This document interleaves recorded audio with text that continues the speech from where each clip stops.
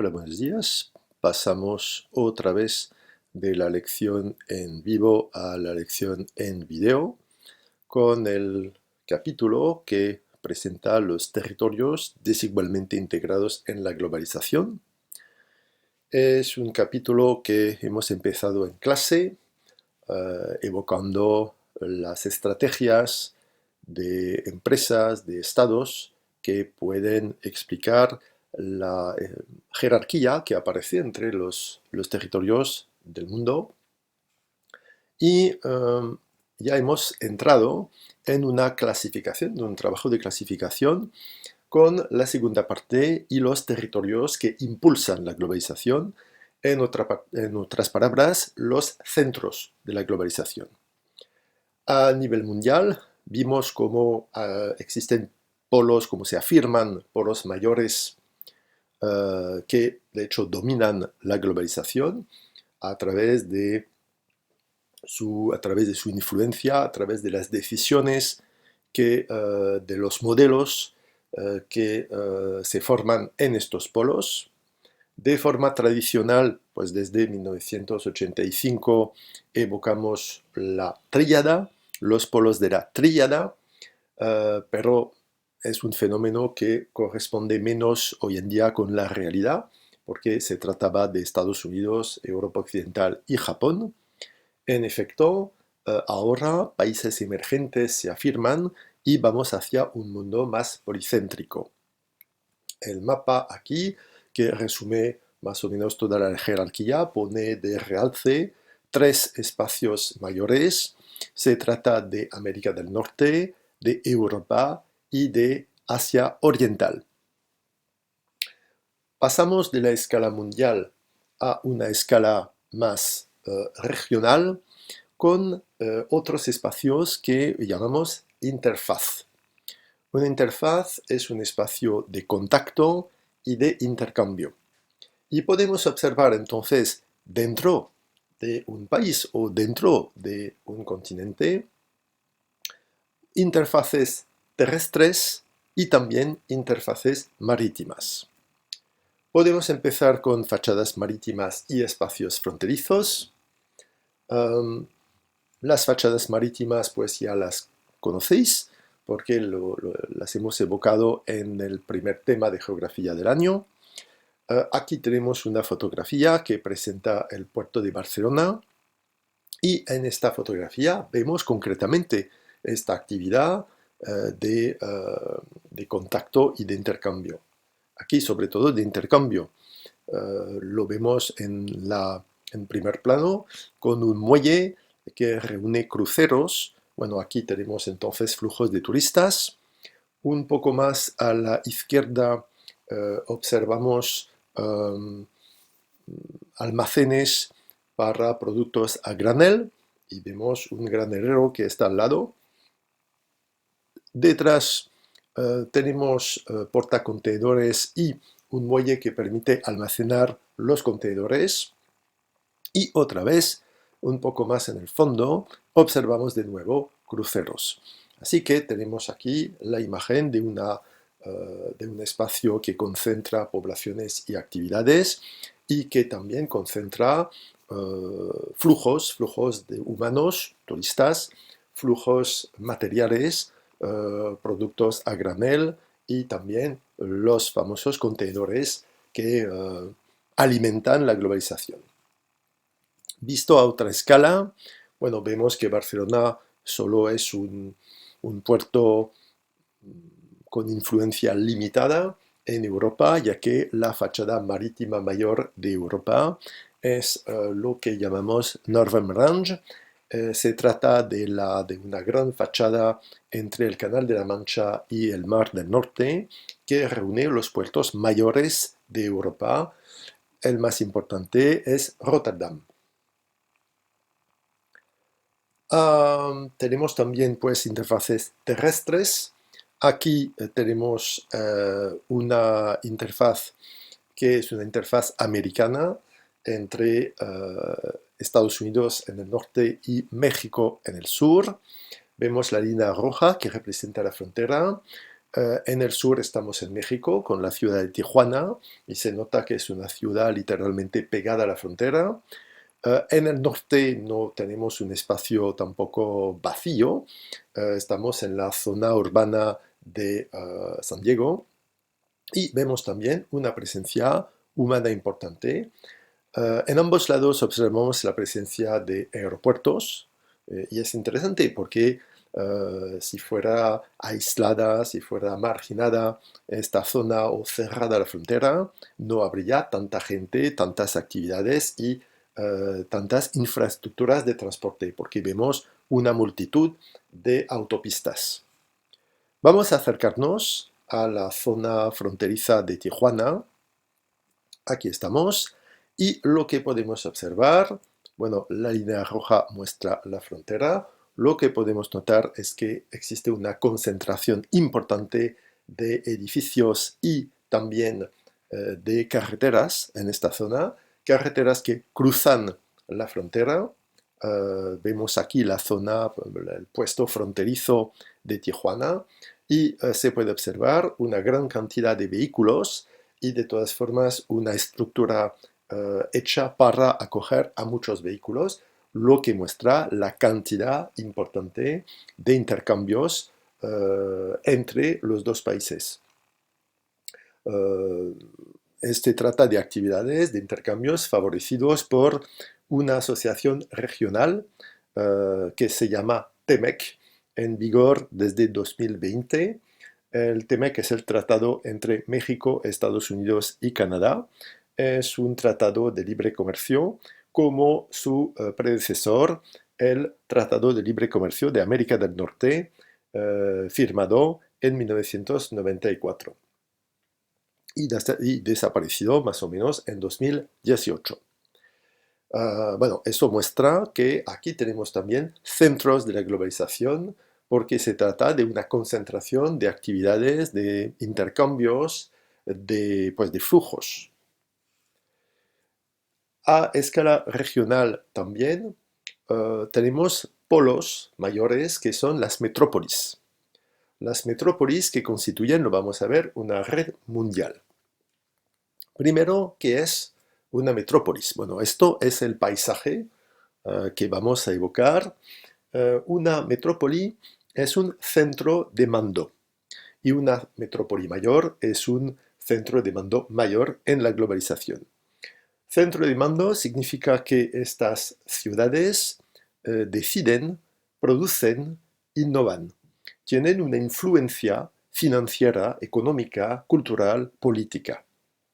Y, por supuesto, se sitúan en encrucijadas de los flujos mundiales. Estas ciudades son muy importantes y cuidado que no solo se trata de ciudades donde se toman decisiones, sino que son también espacios de producción, espacios de actividad económica importante. Para dar un ejemplo concreto, Nueva York tiene un producto urbano bruto, es decir, una producción de riquezas por todos sus agentes económicos en un año, producto urbano bruto, que es el equivalente del Producto Interno Bruto para un país, pues Nueva York produce en un año 1,4 billón de dólares, es decir, más de 1 millón de millones de dólares, lo que significa un Producto Bruto superior al de España, que es la 13ª economía mundial. Entonces, una ciudad como Nueva York o como Tokio tiene el poder económico de un país entero.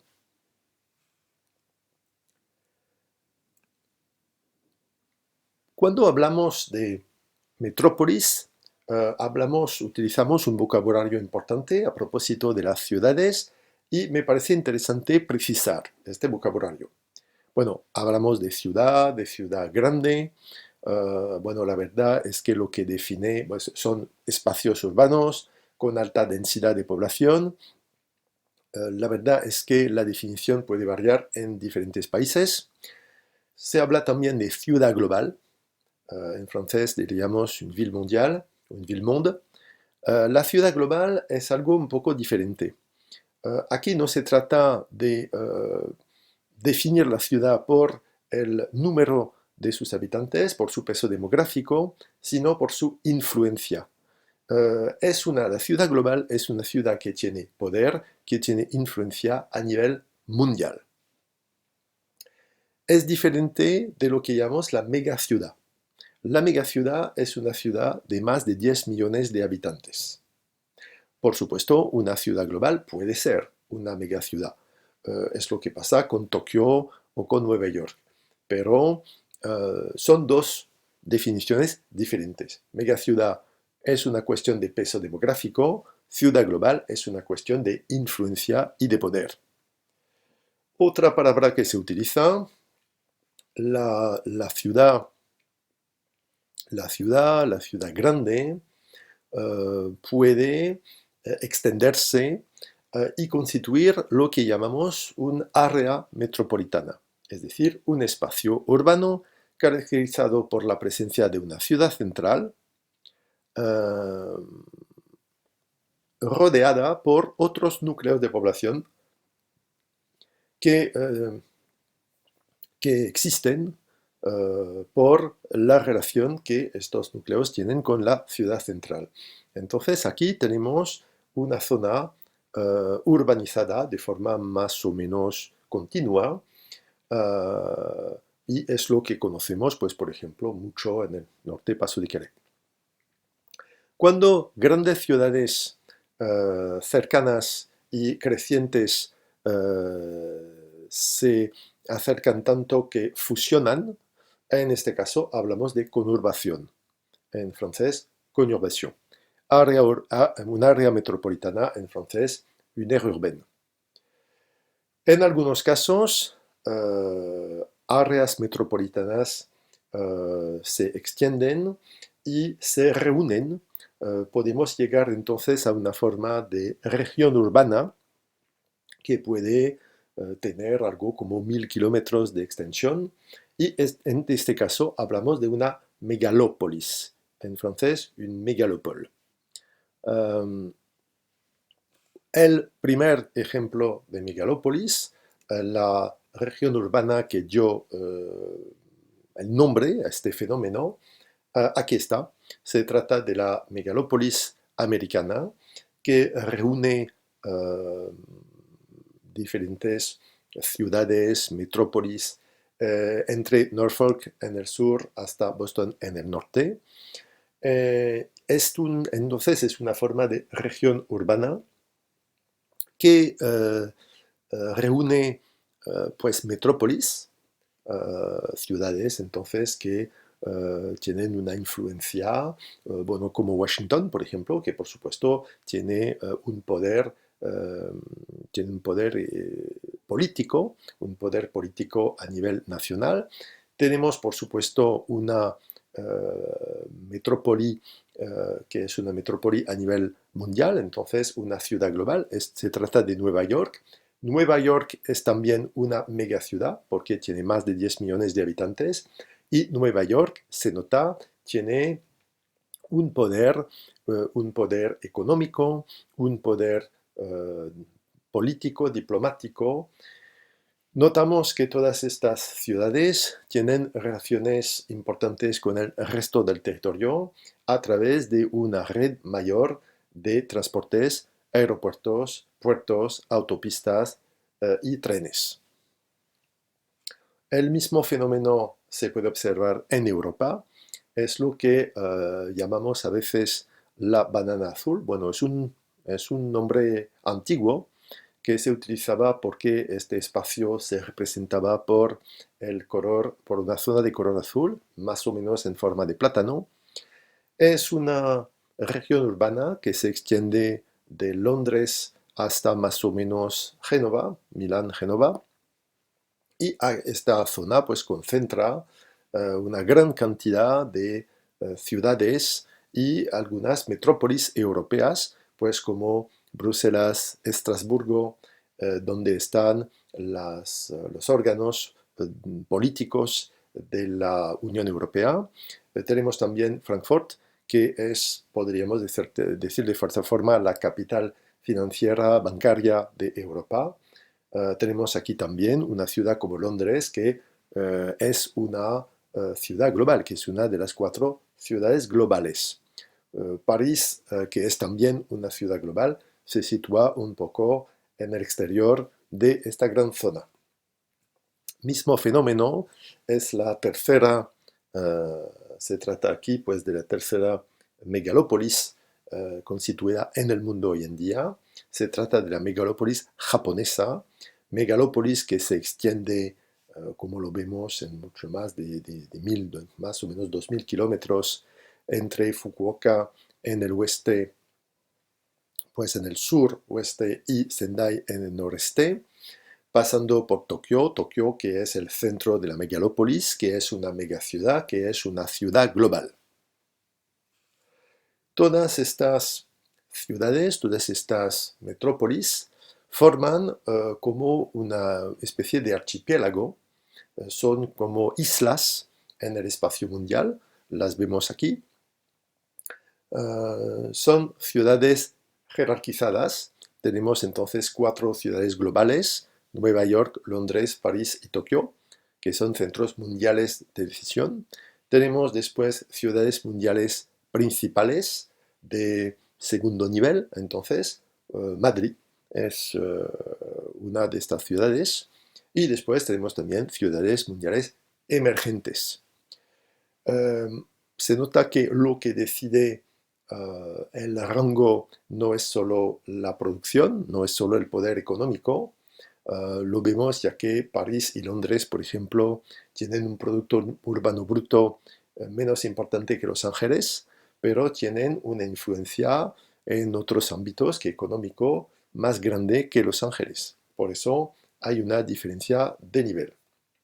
Notamos también que todas estas islas en el archipiélago mundial están vinculadas, reunidas por una red importante de comunicación y de transporte, y todo este conjunto se llama el archipiélago megalopolitano mundial.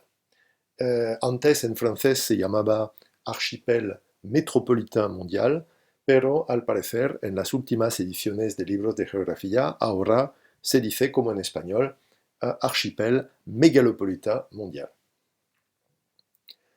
Aquí vemos entonces de cierta forma el sistema cerebral, el cerebro pues, de la globalización. Aquí se toman las decisiones, aquí se hacen las innovaciones, aquí aparecen las modas. Por eso pues, son espacios claves. Otro mapa que presenta las principales ciudades globales, otra vez jerarquizadas en diferentes categorías según su influencia. Para dar una idea de los criterios que permiten hacer de Londres, Nueva York, París, Tokio, las ciudades de primer rango, este documento producido por una asociación que hace un global por City Index, entonces que hace una lista de las ciudades con poder mundial. Se toma que utilizan 6 criterios: el poder económico, la I+D, entonces la investigación y desarrollo, la capacidad de innovación de investigación, la interacción cultural, es decir, la vida cultural que se puede tener en esta ciudad, la habitabilidad, lo agradable que es vivir en esta ciudad, también el medio ambiente, si es una ciudad hormigonada o una ciudad verde, y la accesibilidad, pues lo fácil que es ir o irse de esta ciudad. Y con estos elementos tenemos una clasificación. Observamos aquí las ciudades mayores y podemos ver, por ejemplo, que lo que hace la fuerza de París es la habitabilidad y la accesibilidad. Lo que hace la fuerza de Nueva York es la economía y la I+D. Lo que hace la fuerza de Londres es la interacción cultural. Aquí tenemos la clasificación no completa, pero para las ciudades mayores, las 31 ciudades mayores, con las diferentes clasificaciones. Aquí puse de realce el caso de Madrid, ¿Por qué me parece interesante? En la clasificación está en el 13º rango y bueno, sus capacidades son muy diferentes. Se nota que no es una ciudad muy influyente en economía y más de, pero es una ciudad bien situada para la interacción cultural y sobre todo entre las primeras para la habitabilidad. Su nivel en accesibilidad y medio ambiente es correcto, pero nada más. Pues entonces aquí tenemos los centros nerviosos, de cierta forma, de la globalización. Podemos evocar también a nivel regional los polos tecnológicos. Los polos tecnológicos son concentraciones a escalas diferentes, son concentraciones de empresas de alta tecnología, de centros de investigación, de universidades. Aquí tenemos el prototipo de, de estos, de estos focos tecnológicos. Se trata de la Silicon Valley. Estamos aquí pues en California. Silicon Valley pues por la materia prima, una de las materias primas que se utiliza para fabricar microprocesadores. Y es impresionante ver cómo este polo tecnológico reúne, bueno, ciudades importantes como San Francisco, pero sobre todo universidades famosas en el mundo entero, como Stanford, por ejemplo, o Berkeley. Reúne también centros de investigación y empresas mayores de las tecnologías, de las altas tecnologías, de la informática, de las comunicaciones. Lo vemos, por ejemplo, con la presencia, la sede central de Facebook, de Snapchat, de Twitter también. Entonces aquí están los centros de las grandes redes sociales. Aquí aparece también el fenómeno y el modelo de las redes sociales. Tenemos también empresas como Hewlett Packard, como Intel o como Apple que producen ordenadores, que producen microprocesadores. Tenemos empresas como, por ejemplo, Symantec, como McAfee o como Adobe, que producen programas informáticos. Pues tenemos entonces muchas empresas que inventaron un nuevo modo de vida. Aquí también está, por ejemplo, Airbnb o Uber, que son empresas que efectivamente proponen una nueva manera de viajar, una nueva manera de comprar. En esto, sin lugar a dudas, se trata de un centro de la globalización. Aquí se inventan modos de vida.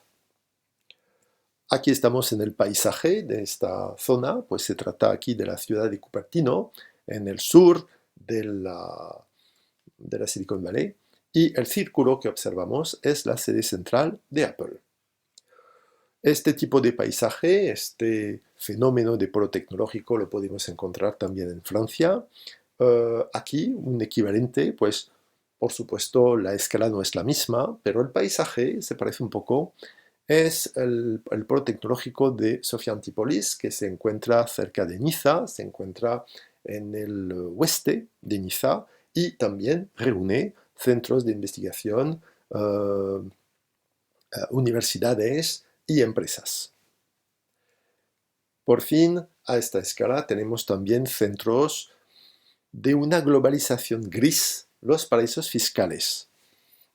Hablamos de globalización gris porque aquí no estamos hablando de una globalización perfectamente legal, pero tampoco de una globalización radicalmente ilegal. Estamos un poco entre los dos, estamos al límite de la legalidad y por eso se habla de globalización gris. Pues, ¿qué son los paraísos fiscales? Los paraísos fiscales, bueno, existen unos 40, son territorios que, siguiendo los criterios de la OCDE, son espacios con impuestos casi inexistentes para empresas y no residentes. Se trata también de países con un secreto bancario que impide intercambios de informaciones fiscales. Y se trata de países que aceptan la creación de sociedades pantalla, es decir, de falsas sociedades, falsas empresas. A menudo solo existe un piso y a veces solo un buzón de correo. Sociedades que permiten disimular las huellas del dinero. Es decir, que el dinero pasa a través de varias sociedades pantalla y para las policías, para las autoridades fiscales, es muy difícil seguir el camino del dinero, saber de dónde viene el dinero, a quién pertenece el dinero, por ese sistema de sociedades pantalla. Estos paraísos fiscales a menudo son pequeños estados. Son estados que se aprovechan de la globalización, de las diferencias de leyes fiscales para atraer flujos financieros mayores. Se considera que un tercio de los flujos financieros pasan por estos países. Y el problema, y por eso hablamos de globalización gris, es que favorecen el lavado de dinero. Es decir, que un dinero ilegal por problemas fiscales o también por su origen, pues que radica en tráficos, por ejemplo, de humanos, drogas, lo que sea. El dinero, entonces, que es un dinero ilegal, pues se convierte, a través de sociedades pantallas, por ejemplo, se convierte en un dinero perfectamente legal que entonces se puede utilizar para gastar dinero o para invertir. Muchos paraísos fiscales están en las islas caribeñas, muchos microestados insulares que pues utilizan este sistema, estos flujos, esta actividad para integrarse en la globalización y prosperar en la globalización. Es un sistema muy útil y muy utilizado por grandes empresas como los GAFAM. Aquí tenemos el ejemplo de Google y de Facebook. Pues estas empresas tienen actividades en muchos países, son empresas estadounidenses con una sede central que se sitúa en California, pero como le decía, las actividades están presentes en muchos países. Lo que pasa es que en los países donde hay muchos impuestos, estas empresas declaran un pequeño volumen de ventas. Es lo que hace Google, se nota con el documento de la derecha, es lo que hace Facebook. En muchos países pues, se declara un volumen de ventas muy limitado. Se puede declarar más en un país como Reino Unido con menos impuestos para las sociedades, pero como lo notáis, se declara un volumen de venta absolutamente enorme, fuera de proporción con el número de personas que utilizan la empresa en este país. ¿Por qué? Pues porque en Irlanda hay muy poco impuesto para las empresas, muy poco impuesto sobre los beneficios, y pues lo que hace Google o lo que hace Facebook es que factura servicios de diferentes tipos a las filiales que están en España, Italia, Francia o Alemania. Estos servicios, pues en teoría, los realizan la filial que está en Irlanda, entonces se puede concentrar la masa de los beneficios en este país y la empresa puede escapar a la mayoría de los impuestos. Es un sistema que provoca reacciones ahora mismo, tanto en Estados Unidos con Joe Biden como en Europa, y por eso se habla de aumentar los impuestos, de adaptar la legislación para que estas empresas paguen lo que deben. Los centros de la globalización existen también a escala local, al nivel de barrios, por ejemplo, pero es algo que veremos en otro video. Gracias.